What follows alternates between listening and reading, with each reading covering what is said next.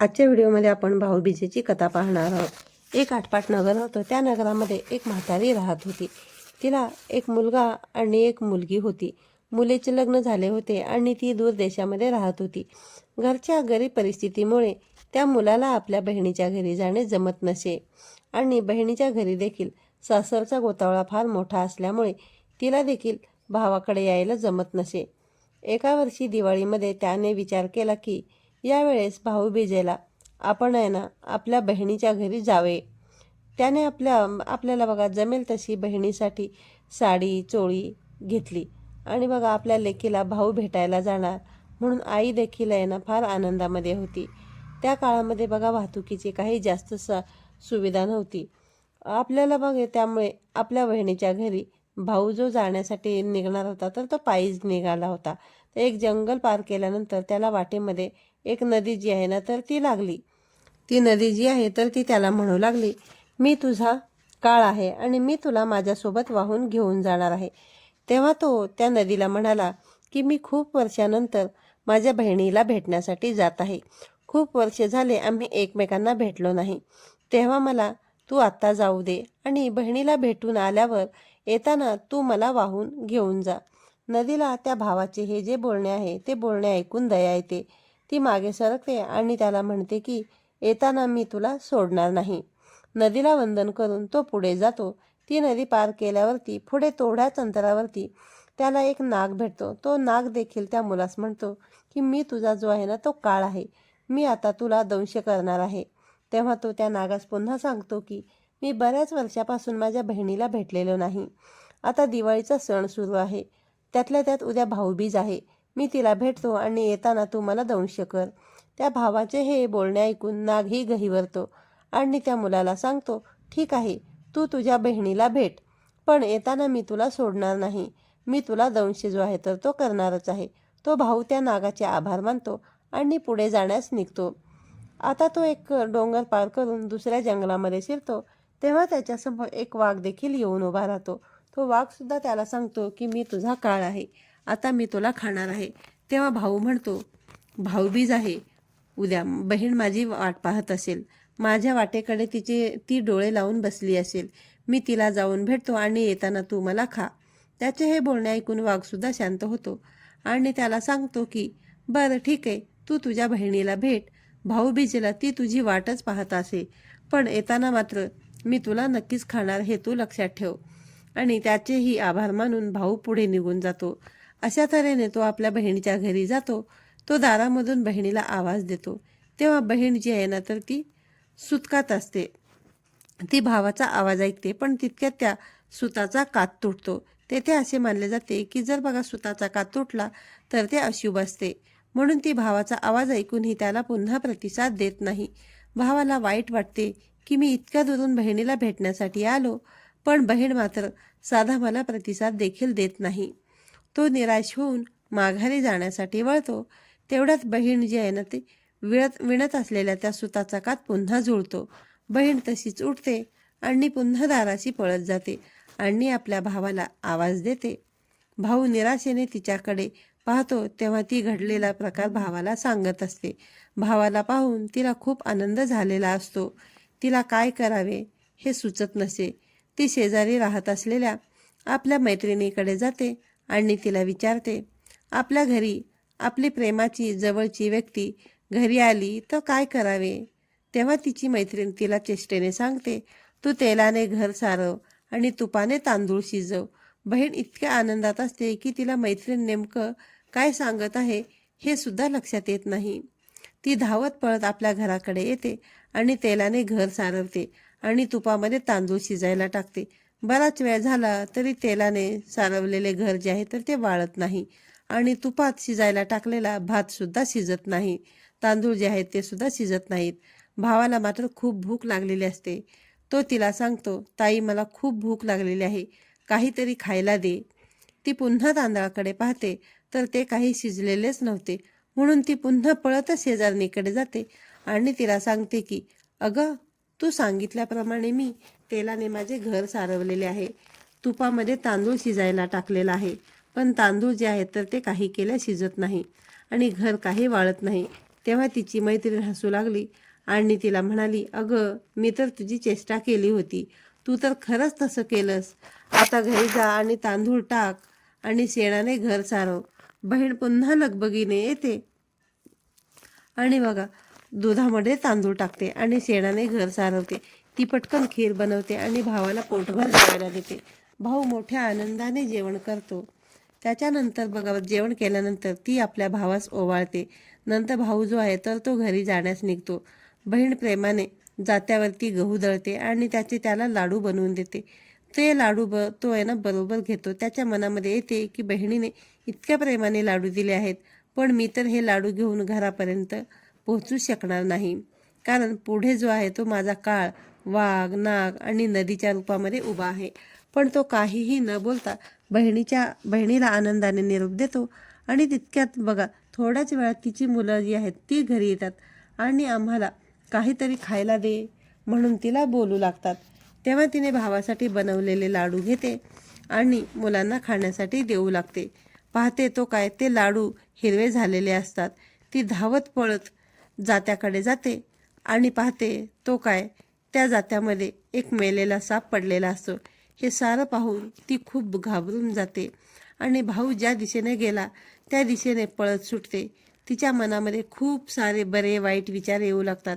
ती विचार करते की हे विषारी लाडू खाऊन माझ्या भावाला काही झालं तर नसेल ना. ती वाटेत सर्वांना विचारत सुटते. विचारत भाऊ ज्या वाटेने गेला होता त्या वाटेने जाऊ लागते. बरेच अंतर पुढे चालून गेल्यावरती तिला एक माणूस जो आहे तर तो भेटतो. ती त्या माणसाकडे विचारणा करते. तेव्हा तो तिला सांगतो की पुढे एका झाडाखाली एक माणूस झोपलेला आहे. हे ऐकून ती खूपच घाबरते. तिला वाटते की हे विषारी लाडू खाल्ल्यामुळे माझ्या भावाला बहुतेक विषबाधा झाली असावी. ती धावतच सुटते आणि झाडाजवळ जाऊन भावाला हाक मारते. तिचा भाऊ आवाज ऐकून उठतो आणि तिला विचारतो, काय झालं, तू इथे इतक्या लांब का आलीस? तेव्हा ती त्याला लाडू दाखवण्यास सांगते. मग ती भावाला सांगते की हे लाडू विषारी झालेले आहेत. ती तिथे जवळच एक खड्डा खणते आणि बघा त्या खड्ड्यामध्ये सर्व लाडू जे आहे तर ते पुरून टाकते. इतकी धावत पळत आल्यामुळे तिला खूप थकल्यासारखे झालेले होते. त्यामुळे तिला तहान देखील लागली होती.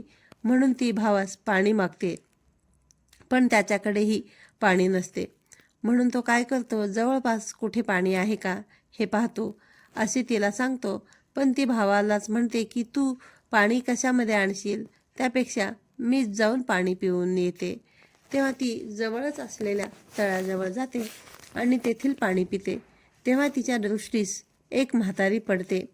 म्हातारीला पाहून तिला फार आश्चर्य वाटते की इतक्या घनदाट जंगलामध्ये ही म्हातारी इथे काय करत आहे.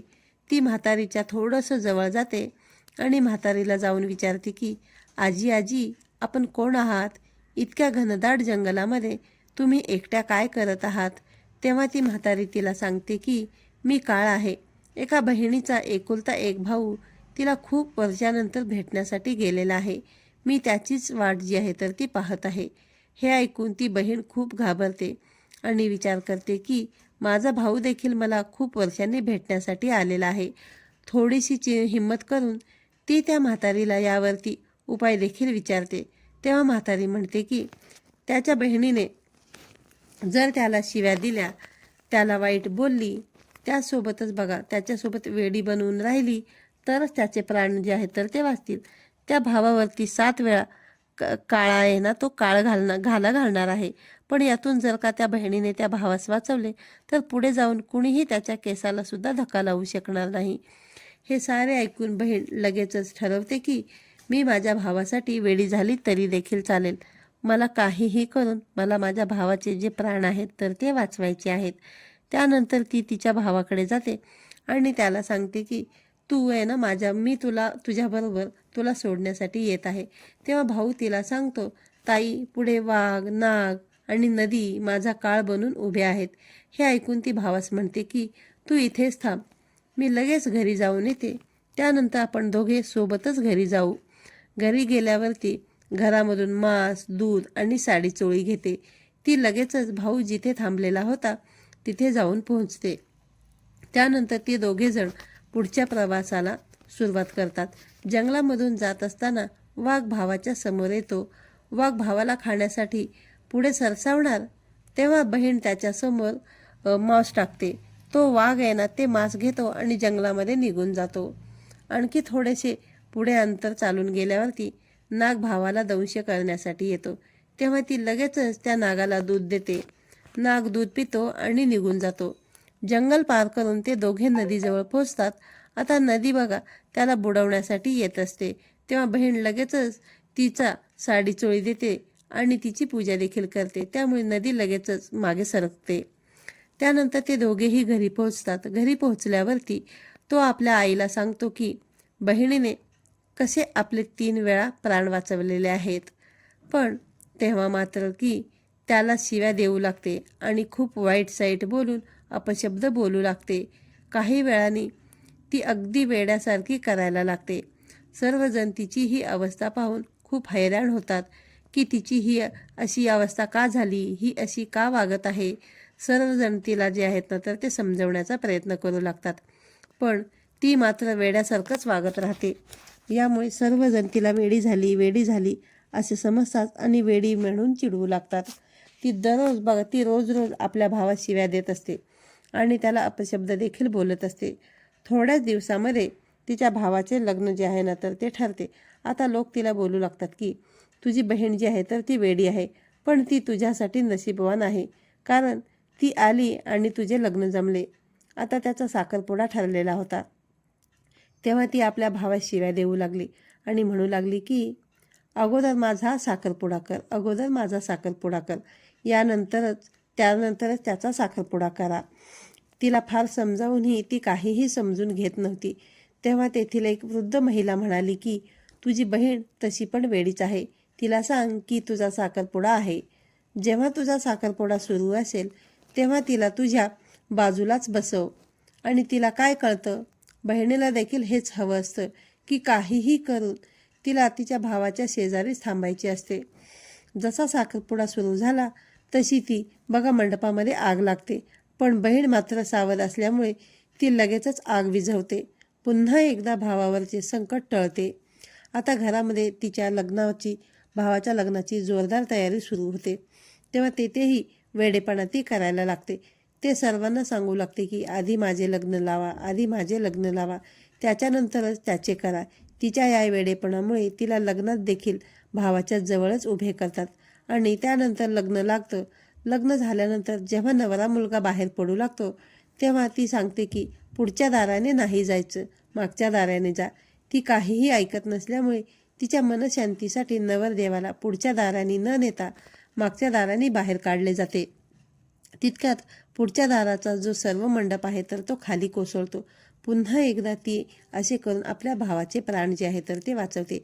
आता घरी गेल्यानंतर ती पुन्हा सर्वांना सांगते की मी माझ्या भावासाठी आणि माझा जो भाऊ आहे तो भावासोबत आणि वहिनीसोबतच झोपणार आहे.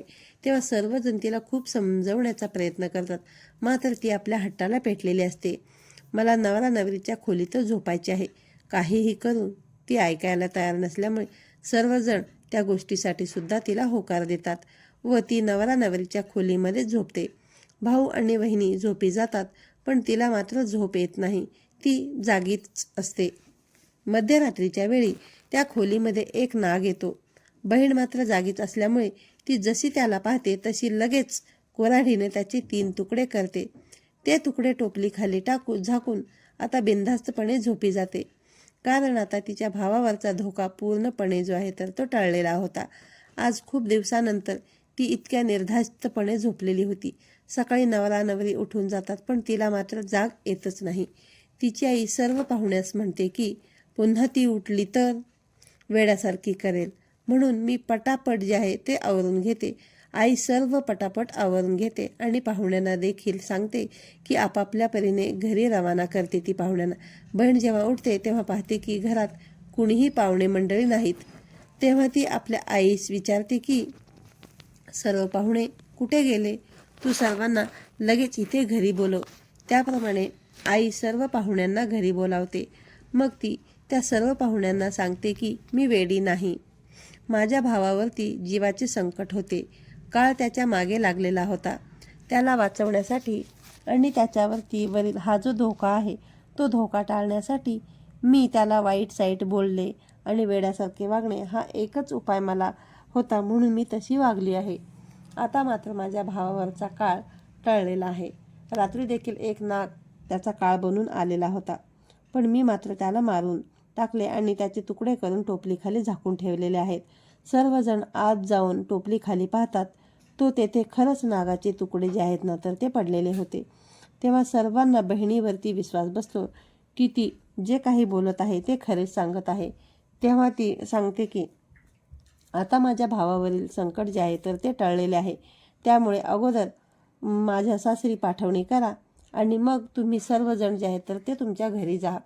तेव्हा बहीण भावाला ओवाळते, भाऊ तिच्या पाया पडतो आणि तिचे खूप आभार मानतो. बहीण पुन्हा आपल्या सासरी जाण्यास निघून जाते. अशी ही भाऊबीजेची कहाणी आहे. तर बघा, आजची जी पौराणिक कथा अशी आहे की बघा, सूर्याच्या अपत्यांपैकी 2 अपत्ये म्हणजेच मुलगा यम आणि मुलगी यमुना. सूर्याच्या मुलीचे म्हणजेच यमुनेचे लग्न झाल्यावर यम हा आपल्या बहिणीला सासरी भेटायला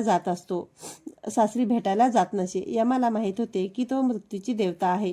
आपल्या बहिणीच्या संसारावरती आपली काळी सावली पडायला नको आणि तिच्यावर बघा कोणतेही प्रकारचे संकट जे आहे तर ते यायला नको, म्हणूनच तो बहिणीकडे जाण्यास टाळाटाळ करत असतो. सासरच्या लोकांना पण यमाचे येणे आवडत नसते, मात्र भावाबद्दल वाटणारी ओढ यमुनेला स्वस्थ बसू देत नव्हती. लहानपणापासूनच एकत्र राहिलेले, पण त्यानंतर असे अचानक भावाचा विरह तिला सहन होत नव्हता आणि त्यामुळेच तुलनेने भाऊ यमाला खूप कळकळीची विनंती केली. त्यावेळी न राहून मात्र यमाला यमुनेला भेटायला जावेच लागले. ज्या दिवशी यम यमुनेच्या सासरी तिला भेटायला गेला तो दिवस म्हणजेच कार्तिक शुद्ध द्वितीयेचा होता. यम बहिणीच्या घरी गेल्यावरती यमुनेने त्याचे आनंदाने आदरातिथ्य केले. पाटावरती त्याला बसवले आणि त्याला ओवाळले. यमानेही बहिणीसाठी साडी, चोळी, अलंकार, भेटवस्तू आणलेल्या होत्या आणि तिला दिल्या आणि म्हणाला, यमुने माग, अजून काय तुला हवं आहे तू तुझ्या भावाकडून माग. तेव्हा यमुना म्हणाली, मला तर कशाचीही कमी नाही, पण तू दरवर्षी याच दिवशी मला भेटायला येत जा. आणि हो, या दिवशी जी कोणी बहीण आपल्या भावाला ओवाळेल त्या तिच्या भावावरती तुझी नजर जी आहे तर ती पडू देऊ नकोस. यम तिला तथास्तु म्हणतो. म्हणूनच या दिवशी सगळीकडे भाऊबीजेचा सण जो आहे ना तर तो साजरा करत असतात. भाऊबीजेचा हा जो सण आहे तो संपूर्ण भारतामध्ये वेगवेगळ्या नावाने वेगवेगळ्या पद्धतीने साजरा केला जातो. यमुना नदीमध्ये स्नान करणे अत्यंत पवित्र मानले जाते. म्हणजेच असे केल्यामुळे त्यावर्षी यमापासून तरी भय नसते असा समज देखील आहे. यम आणि यमी या भावा बहिणीच्या प्रेमाबद्दलची अशी कथा आहे. यम मृत्यू पावला त्यावेळी यमीला एवढे दुःख झाले की ती आपले रडणे व डोळ्यातील अश्रू काही केला थांबवेना. तेव्हा शेवटी दिवस संपला हे दाखवण्यासाठी देवाने जे आहे तर ती रात्र निर्माण केली आणि मग यमीचे भावाबद्दलचे दुःख थोडेसे हलके झाले. तेव्हापासूनच ही जी काही भाऊबीजेची प्रथा आहे तर ती पडली. आपल्या भावाचे आयुष्य वाढावे म्हणून बहिणीने यमराजाची पूजा आणि प्रार्थना करावयाची आहे.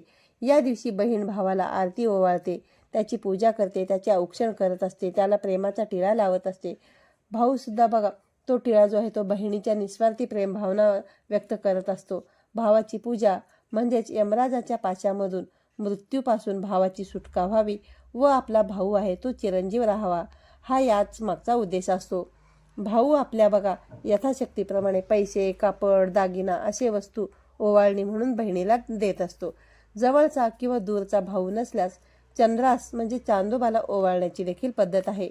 एका मातेच्या उदरामधून जन्म घेतल्यावरच फक्त भावा बहिणीचं नातं असतं असं अजिबात नाही, तर त्यासाठी बघा मनापासून एकमेकांविषयी वाटणारी आत्मीयता, आपुलकी आणि जिव्हाळा जो आहे तर तो आवश्यक असतो. जिव्हाळ्याचं नातं सुद्धा भावा बहिणींच्या शुद्ध प्रेमाचं प्रतीक जे आहे तर ते मानलं जातं. आजच्या व्हिडिओमध्ये सांगितलेली तुम्हाला कथा अगोदर माहिती होती का हे कमेंट करून नक्की सांगा. पुन्हा भेटूया अशाच एका नवीन आणि माहितीपूर्ण व्हिडिओमध्ये. तोपर्यंत सर्वांना श्री स्वामी समर्थ.